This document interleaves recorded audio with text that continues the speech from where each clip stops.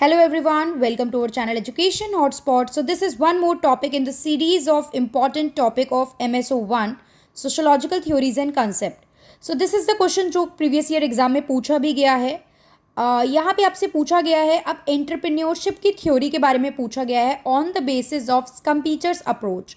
अब इनकी अप्रोच किस चीज़ को लेके टारगेट कर रही थी, ये आपको देखना है. यहाँ पे कंप्लीटली बिजनेस एंटरप्राइज इन सब के बारे में डिटेल नॉलेज की बात नहीं की है, सोशोलॉजी पर्सपेक्टिव से बता रहा है. तो यहाँ पे लिंक इकोनॉमी से कर रहा है इस टॉपिक को बिकॉज एंटरप्रेन्योरशिप में हम देखें तो यहाँ पे इन्होंने कैटेगराइज किया है कि इनोवेशन का concept is important, creativity and innovation is important thing.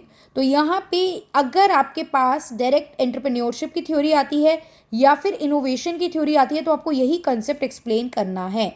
अब एंटरप्रेन्योरशिप क्या होता है, तो ये देखा जाए तो it is a process of identifying and developing economic and social opportunity through the effort of individual and organization. कुछ लोगों के एफर्ट मिला के क्या कर रहे हैं, इकोनॉमिक एंड सोशल अपॉर्चुनिटीज़ आप देख रहे हो, आइडेंटिफाई कर रहे हो और उसका बेनिफिट ले रहे हो, which can result in starting and building a new venture, जिससे आप एक नया वेंचर स्टार्ट कर रहे हो. अब मोटिव जो होता है वो प्रॉफिट ही होता है अल्टीमेटली. यहाँ पे आपको highly motivated and creative individual required है बिकॉज इनकी थ्योरी फोकस करती है टोटली इनोवेशन के कंसेप्ट पे. तो he was an Australian born political economist. अब पूरा बैकग्राउंड इनकी बायोग्राफी यहाँ पे मैंने नहीं मेंशन किया, मेन टॉपिक के बारे में क्या बोलते हैं वो बताया है. His study focus on how entrepreneur act as the motor of economic development. मतलब कैसे ये लोग इंपॉर्टेंट रोल प्ले कर रहे हैं इकोनॉमी की डेवलपमेंट में. अब जैसे हम देखते हैं जो एंटरप्राइज वर्क कर रही हैं इकोनॉमी में, इन रिटर्न जीडीपी में कंट्रीब्यूट कर रही हैं, तो इकोनॉमी की डेवलपमेंट और ग्रोथ में बहुत बड़ा रोल है इनका.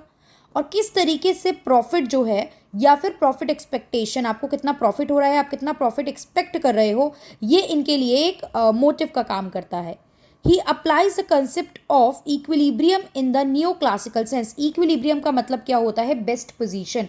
लाइक कंज्यूमर की इक्विलिब्रियम की बात करो तो कंज्यूमर को कम पैसे में मैक्सिमम सेटिस्फेक्शन मिले, प्रोड्यूसर को जब मैक्सिमम प्रॉफिट मिले, तो सबके लिए अपना अपना इक्विलिब्रियम पॉइंट अलग होता है. अगर इकोनॉमी मार्केट के परस्पेक्टिव से देखें तो इक्विलिब्रियम पॉइंट होता है जब मार्केट में डिमांड एंड सप्लाई इक्वल हो जाए. तो यहाँ पे the concept of equilibrium in the new classical sense, इन्होंने इक्विलिब्रियम के कंसेप्ट को जो था वो अप्लाई करा अपनी इस डायनेमिक स्टडी के लिए. अब इनके जो एंटरप्रेन्योर होते हैं वो क्या होते हैं, वो इकोनॉमिक एक्टर होते हैं who breaks the statics to push the economy toward development. जिन्होंने जो बेसिक रिकॉर्ड था उसको ब्रेक करा सो दैट इकोनॉमी डेवलपमेंट की तरफ जा सके. जो अर्लियर पुराने ट्रेंड्स, पुराने तरीके चल रहे थे, आपने उससे ट्रैक से हटके थोड़ा डिफरेंट काम किया और इस डिफरेंट काम करने के प्रोसेस को ही क्या बोला जाता है, इनोवेशन. इनोवेशन या क्रिएटिव आइडियाज़ लाके आप अपने प्रोडक्शन, अपने गुड्स, अभी देखेंगे इन्होंने 5 इनोवेटिव, आप कहाँ कहाँ इनोवेशन ला सकते हो इन्होंने बताया है किस तरीके से. फॉर एग्जांपल कोई अपने प्रोडक्ट का ब्रांड पैकेजिंग में चेंज कर सकते हैं, डिफरेंट आप उसमें मल्टीपल प्रोडक्ट फ्लेवर ऐड कर सकते हो अगर कुछ खाने पीने का प्रोडक्ट है. मतलब आप अपने प्रोडक्ट को क्या न्यू अट्रैक्टिव दे सकते हो, be it labeling, be it taste, be it presentation. तो ये सब बातें यहाँ पे इन्होंने की थी और इन्होंने एक मेजर टर्म यूज़ किया था, इनोवेशन.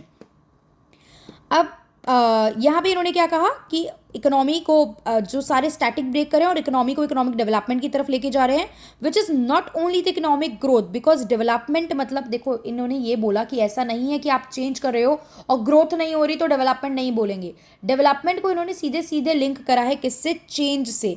जो भी चेंज हो रहा है, फंडामेंटल चेंजेस, तो it should not be like कि नेसेसरीली आपका बेनिफिट ही होगा, नेसेसरीली ग्रोथ ही होगी. अगर चेंज भी हो रहा है तो भी हम क्या बोलेंगे, हम क्लासिफाई करेंगे कि येस डेवलपमेंट इज हैपनिंग. तो which is not merely economic growth because development signified that fundamental changes of the economy take place in the process. His theory of economic development study the source of the fundamental changes of this development. क्या basic changes हो रहे हैं, pointing to the constellation in which these transformation will appear and have a chance to persist and succeed.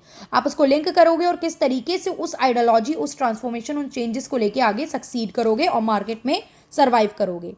Changes कितने type की innovation किस किस area में change कर सकते हो, न्यू गुड ऐड कर दो, प्रोडक्शन की नई तरीका ले आओ, मार्केट नहीं ले लो. आप अभी इस पर्टिकुलर एरिया को टारगेट कर रहे थे, दूसरे एरिया को टारगेट करो, दूसरे सेक्शन ऑफ सोसाइटी को टारगेट करो. New source of supply of raw material किस तरीके से सप्लाई होगा उसका सोर्स, और एक नई इंडस्ट्री. ये डिफरेंट तरीके हैं जहाँ पे आप अपने जो है अपने एंटरप्राइज में इनोवेशन के रिगार्डिंग चीज़ें सोच सकते हो. He believes that creativity or innovation is a key factor in an entrepreneur field of specialization. This is very important. He argued that knowledge can only go for a long way in helping an entrepreneur to become successful.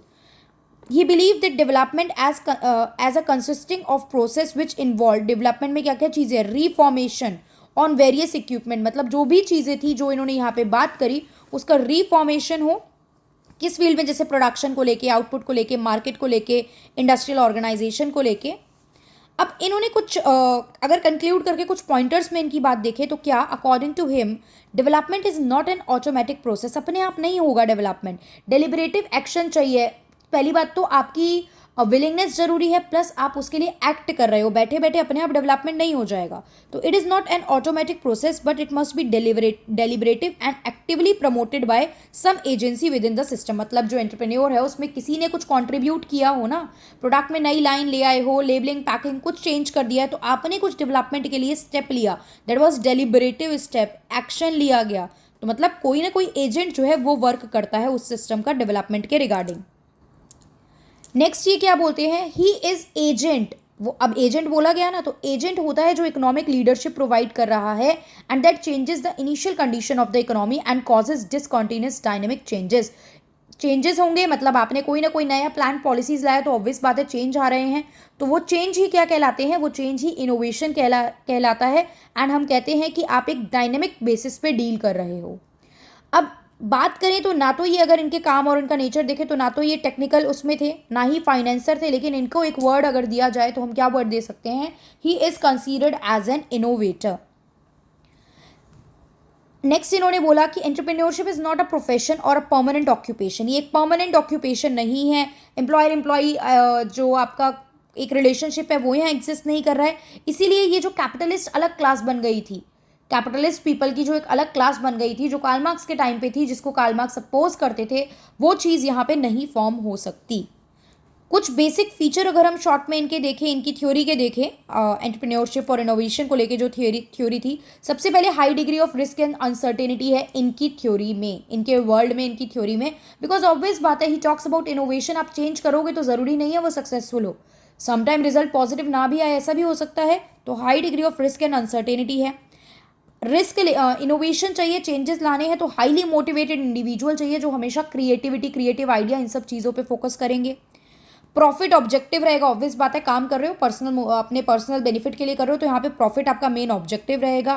Plus यहाँ पे ये ownership की बात नहीं करते जो capitalist लोग करते थे. तो यहाँ पे लीडरशिप मैटर करती है. आप दूसरों को लीड करोगे, खुद और उनके एफर्ट से आगे बढ़ने की कोशिश करोगे, तो it is leadership rather than ownership that matter. तो लीडरशिप मैटर करती है, ओनरशिप मैटर नहीं करती. तो ये इनकी पूरी थ्योरी थी. In case if it is ask in your exam तो आपको पूरा इसको प्रेजेंट करके आना है. ऐसा ना हो नाम देख के हमें लगे पता नहीं क्या पूछ लिया और हमें आइडिया नहीं है. आपने देखा सुना तो पता लग रहा होगा कि इतना टिपिकल नहीं है ये टॉपिक, और अगर एग्जाम में हमसे पूछा जाएगा तो हम इसे अटेम्प्ट कर पाएंगे. So that's all for this video. Thank you for watching.